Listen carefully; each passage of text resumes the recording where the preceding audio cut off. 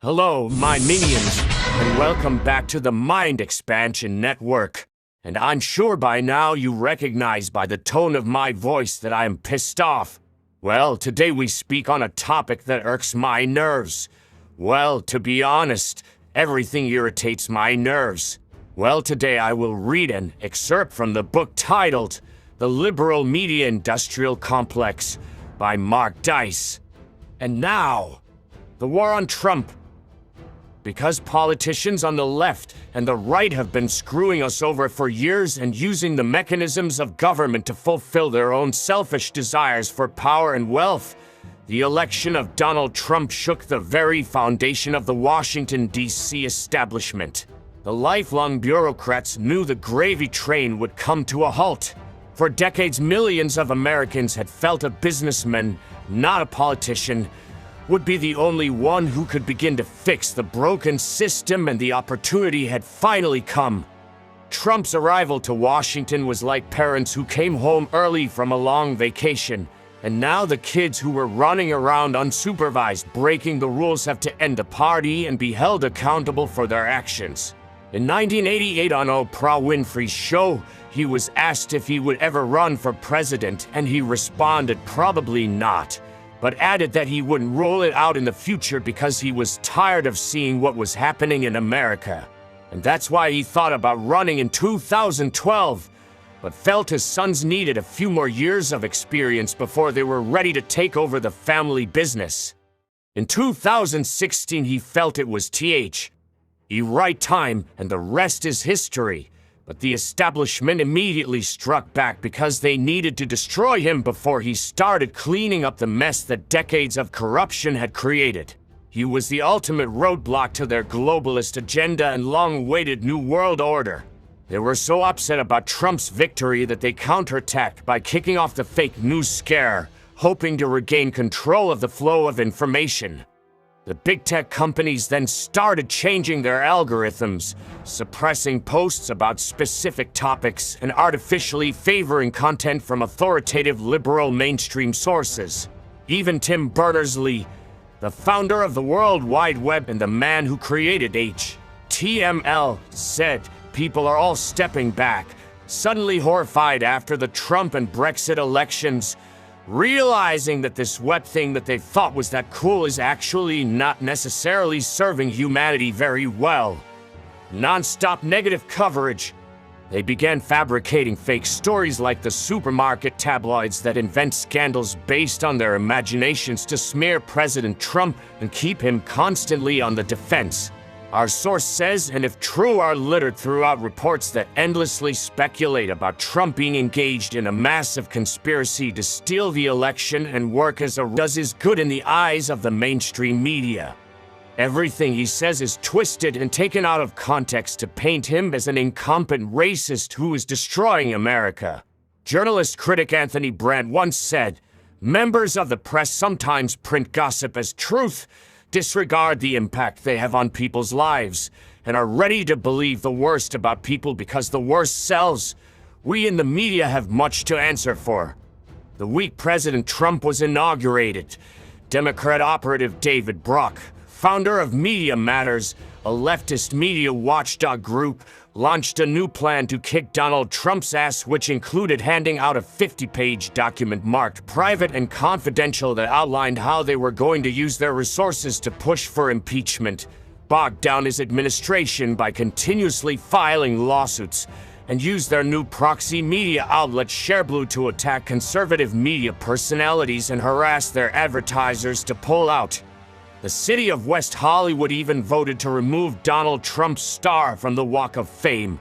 Earning a star on the Hollywood Walk of Fame is an honor, the mayor said. When one belittles and attacks minorities, immigrants, Muslims, people with disabilities, or women, the honor no longer exists.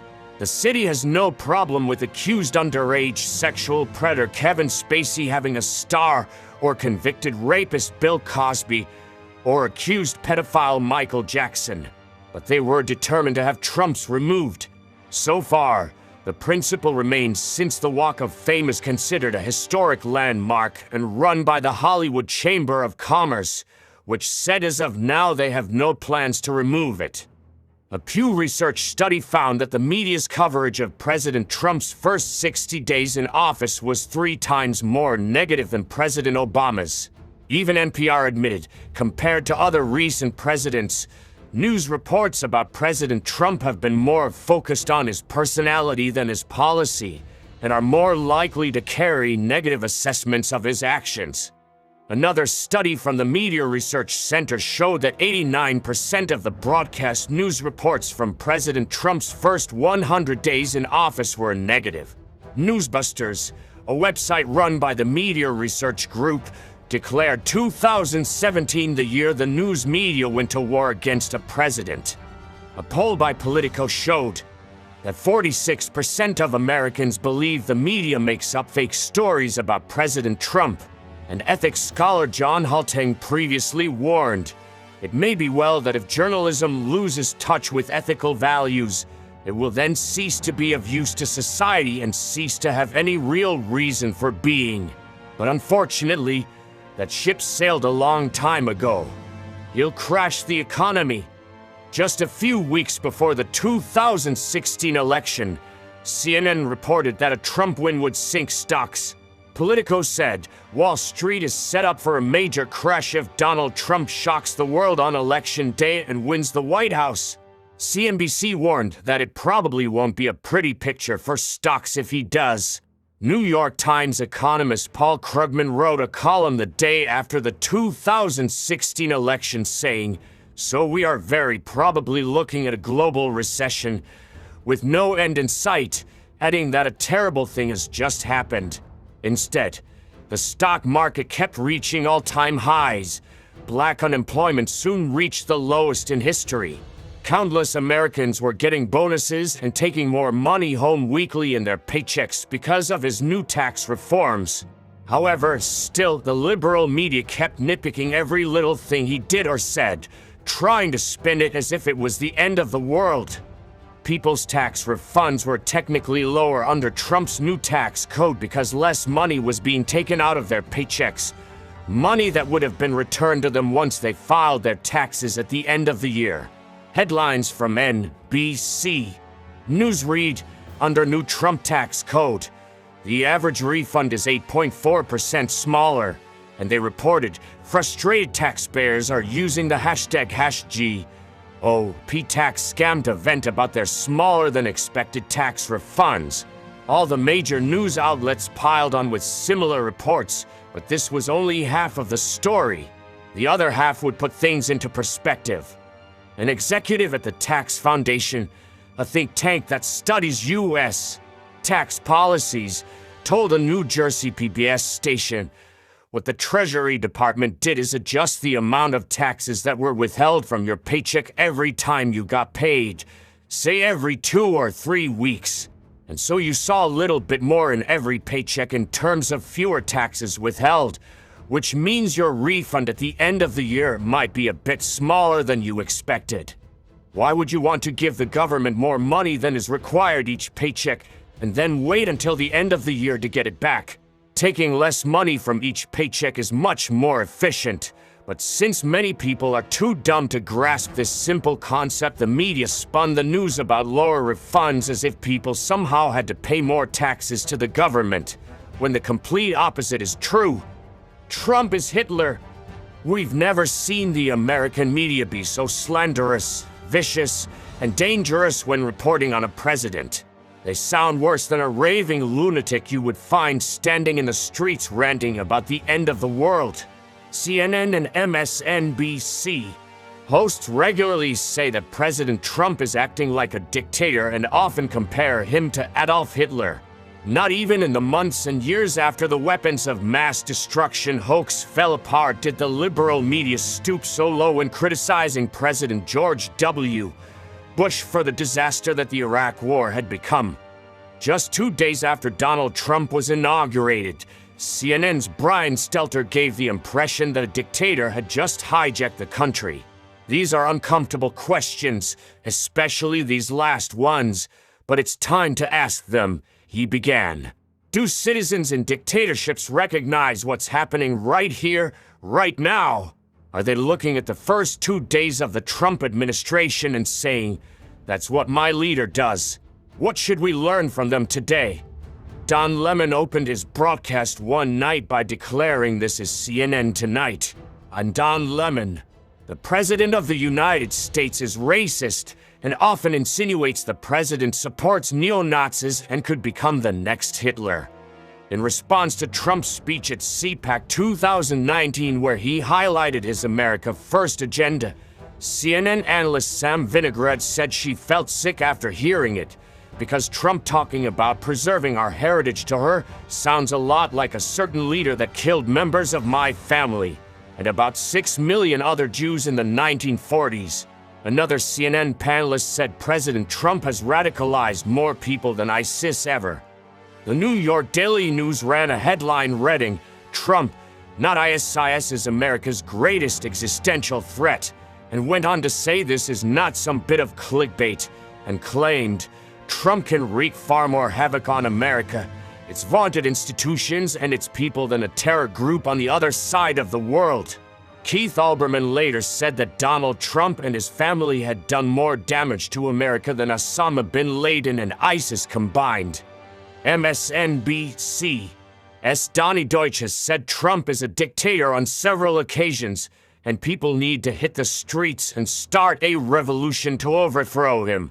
Fellow MSNBC host Christ Matthews compares Ivanka Trump and her husband Jared Kushner to Saddam Hussein's murderous sons, Uday and Qusay. In his commentary about President Trump's inauguration speech, Matthews said it sounded Hitlerian. Just before the 2018 midterms, an MSNBC legal analyst hoping the Democrats would take back control of the House and the Senate said, "We're going to see if this reign that Republicans now have control over all 3 branches of government, we're going to see if this reign lasts for 30 days or 2 years or a 1,000-year Reich." The 1,000-year Reich was the Nazis' name for their planned global empire. In the past, if an unhinged guest on cable news would make such outrageous statements, they would never be invited back, and the host would apologize for their behavior. Still, it is a common occurrence in the Trump era to compare him to Hitler. It's not just guests who aren't affiliated with the networks, it's people on the payroll, from regular contributors to the hosts themselves. Calls to assassinate Trump. The endless streams of fake news painting President Trump as a Russian agent or the reincarnation of Hitler have incited countless unhinged whackjobs to make assassination threats against him on social media publicly. There have also been numerous arrests of individuals who have made such threats and taken specific action toward their goal, but the vast majority of them go unpunished. Just a few weeks before he was elected, a Secret Service agent said she wouldn't protect Donald Trump if someone tried to assassinate him. After word spread of her treasonous statements, she was forced to retire. The New York Times even published several fictional stories by various novelists imagining how the Mueller investigation may end, and one of them depicted President Trump getting assassinated with the help of a Secret Service agent. The anti-Trump mania has even resulted in numerous high-profile celebrities uttering threats of violence or wishing violence against him. Madonna famously declared she thought an awful lot about blowing up the White House, but that was just the beginning. Johnny Depp asked an audience, when was the last time an actor assassinated a president? Answering, "It's been a while, and maybe it's time," referring to John Wilkes Booth, who was an actor killing Abraham Lincoln. Jim Carrey said he dreamed of killing President Trump with a golf club. Mickey Rourke said he wanted to beat him with a baseball bat. And Robert De Niro said he wants to punch him in the face. Rapper Big Sean did a freestyle on a popular radio show about how he wanted to murder Trump. Snoop Dogg released a rap video depicting himself shooting Donald Trump in the head. Marilyn Manson made a video titled Satan, a play on words to sound like Satan, which depicted him decapitating Donald Trump with a large knife. Green Day singer Billy Joe Armstrong shouted, "Kill Donald Trump," at one point when performing the song American Idiot at a concert in Oakland, California. And of course, Kathy Griffin posted that infamous photo of herself holding Trump's bloody decapitated head. Never before have there been so many threats to assassinate a president of the United States, and it's utterly shocking to see that there have been little to no repercussions for the high-profile celebrities who have done so. Previously, such reckless and dangerous statements would ultimately end someone's career and get their movies and music pulled from store shelves and streaming services.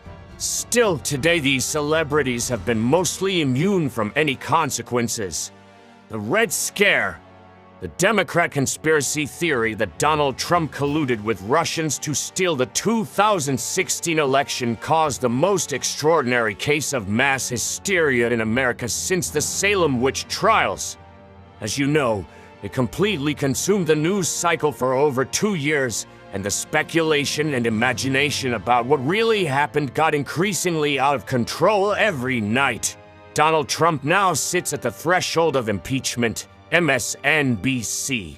As Lawrence O'Donnell once declared with glee, the worst-case scenario that the president is a foreign agent suddenly feels very palpable.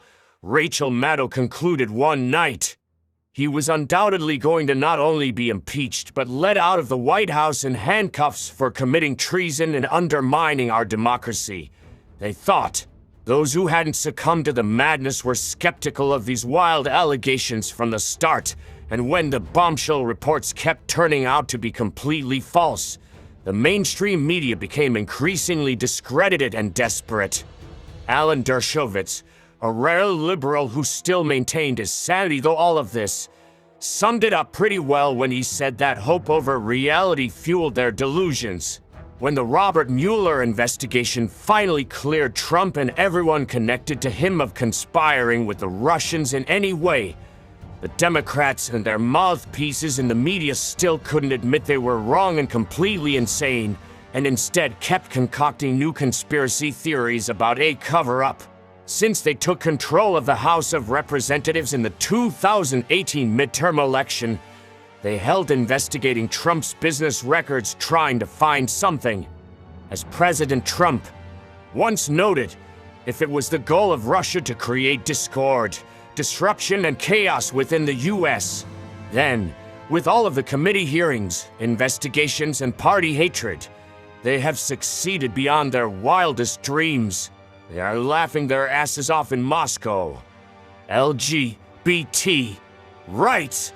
President Trump supports gay marriage unlike every previous Republican president and all Democrat presidents too, except for Obama when he flip-flopped during his second term.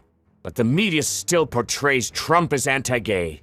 At a campaign event before he was elected, Donald Trump held up a giant gay pride rainbow flag and waved it around stage after seeing someone in the audience holding it.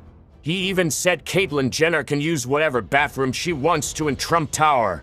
But the radical LGBT activists are still convinced that he hates gay people because the mainstream media ignores his pro-LGBT positions. After President Trump announced a plan to work with the United Nations to prevent countries from enforcing laws banning homosexuality, Out magazine, a famous American gay publication, attacked him, publishing a story titled, "Trump's Plan to Decriminalize Homosexuality is an Old Racist Tactic," and claimed, "The Trump administration is set to launch a global campaign to decriminalize homosexuality in dozens of nations where anti-gay laws are still on the books, which you would think they would be happy about." Still, they denounced the move, saying, rather than actually being about helping queer people around the world, the campaign looks more like another instance of the right using queer people as a pawn to amass power and enact its own agenda. You can't make these lunatics happy. They sided with North Korea. The liberal media hates Trump so bad. They basically sided with North Korea out of spite when President Trump was trying to help broker peace between the North and the South, when he was trying to incentivize Kim Jong-un to dismantle his nuclear program. NBC News complained about it, reporting that Trump's North Korea policy could trigger famine because of new sanctions he threatened to put in place if they didn't comply with the U.S. demands. How could he apply pressure to them without launching a full-out war? Using sanctions to cut off imports is a primary tactic when dealing with rogue regimes. Comedian Michelle Wolf, who had recently bombed at the White House Correspondents' Dinner, polled her Netflix audience, asking them, "Are you sort of hoping we don't get peace with North Korea so you wouldn't have to give Trump credit?" And 71% agreed that they didn't want peace in North Korea because it would make President Trump look good. When Michael Moore was talking with MSNBC, as Chris Hayes, the cable news host, admitted that he was genuinely rooting for him to handle the Korean situation well, at which point Michael Moore cut him off and replied, "I don't know if I agree with that." A stunned Hayes responded, "You're not rooting for him to deal with North Korea well." Michael Moore continued his explanation with a ridiculous analogy, trying to justify his hope that President Trump fails at helping negotiate a peaceful resolution between North and South Korea. The two countries joined together during the 2018 Winter Olympics to form a unified Korean hockey team, which was a great sign that relations were improving. Kim Jong-un later crossed over the DMZ demilitarized zone, the border between the North and South, to meet personally with the leader of South Korea, marking the first time leaders of the two countries had met since Korea split apart after World War II. Families have been allowed to reunite with each other for the first time since the separation.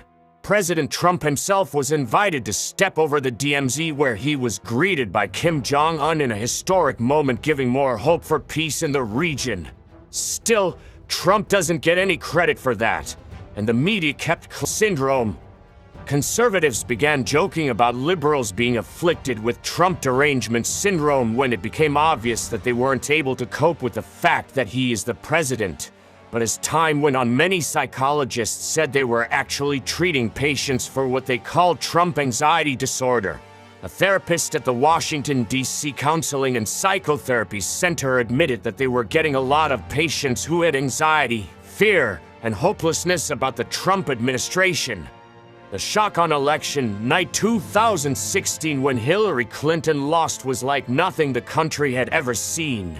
Reporters couldn't hold back their horror, and Democrats across the country were in tears. But after a week, the shock still hadn't worn off. And then a month went by, and they were still in denial that Trump was going to be our next president, and were getting increasingly distraught.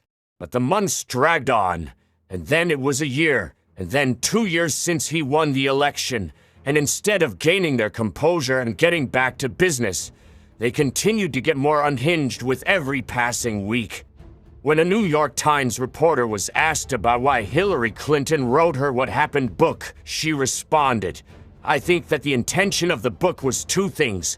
One, it was to really, just to vent and get it out there, because there are so many people like Hillary Clinton who are still writing about this, who are still thinking about this, who are still in therapy, frankly. Sources that I know who are still really upset about the election. In therapy, on the 1-year anniversary of the 2016 election, anti-Trump protesters gathered in Boston to scream helplessly at the sky. Over 4,000 people RSVP'd to the event on Facebook, which was literally titled, "Scream Helplessly at the Sky on the Anniversary of the Election," and hundreds of them actually showed up and did just that. Rosie O'Donnell later admitted that she had been seeing a therapist, and it took her a year to be able to compose herself enough to go out into public again. Chelsea Handler also opened up a few years after the election and admitted she too had been seeing a psychiatrist because she had a midlife identity crisis once Trump won the election. Model Chrissy Teigen, who's married to singer John Legend, admitted that she asked her doctor to up her medication because Trump was causing her crippling anxiety, and had to get a Botox injections in her jaw to relieve tension because she kept grinding her teeth, which she blames Trump for.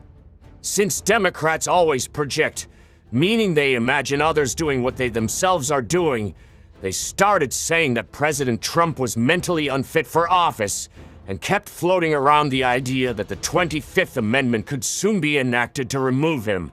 But to actually invoke the 25th Amendment and get him removed, it would take the vice president, his entire cabinet, and 2/3 of both the House and the Senate to achieve it. Democrats are so delusional that they are regularly accusing the president of being crazy, while being completely unaware of the irony of their own activities. One MSNBC guest even said that President Trump's strong warnings to North Korea were the result of him having profound sexual and masculine insecurities that are literally threatening to annihilate the planet. Shortly before he died, Stephen Hawking warned that since President Trump is not very concerned about man-made global warming, he may push the Earth over the brink to become like Venus, with a temperature of 250 degrees and raining sulfuric acid. One way liberals regularly vent their hatred of President Trump is by obsessively replying to his tweets, and it's become a game for them to see who can reply first and whose reply can get the most likes. Some Twitter activists, like the odd Krasenstein brothers whose obsession with trolling President Trump's tweets have become Twitter famous. They were later banned for allegedly using fake accounts to artificially amplify their tweets. As one writer in the London Guardian pointed out, it appears that liberals' worst nightmare is actually a successful Donald Trump presidency. The mainstream media would have to admit that they were wrong about everything and had been stringing along their audience for years under the false pretense that they were reporting news, when in reality they were just throwing an endless temper tantrum and lost every ounce of their integrity. Well, that wraps up this ranting session on the Mind Expansion Network. Feel free to like, comment, and subscribe. If you like or dislike Donald Trump, leave a comment and let the war of words begin. Until next time, my minions, peace.